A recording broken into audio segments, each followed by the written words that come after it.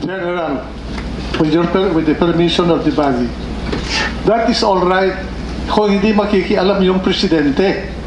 Eh, nakialam dito eh.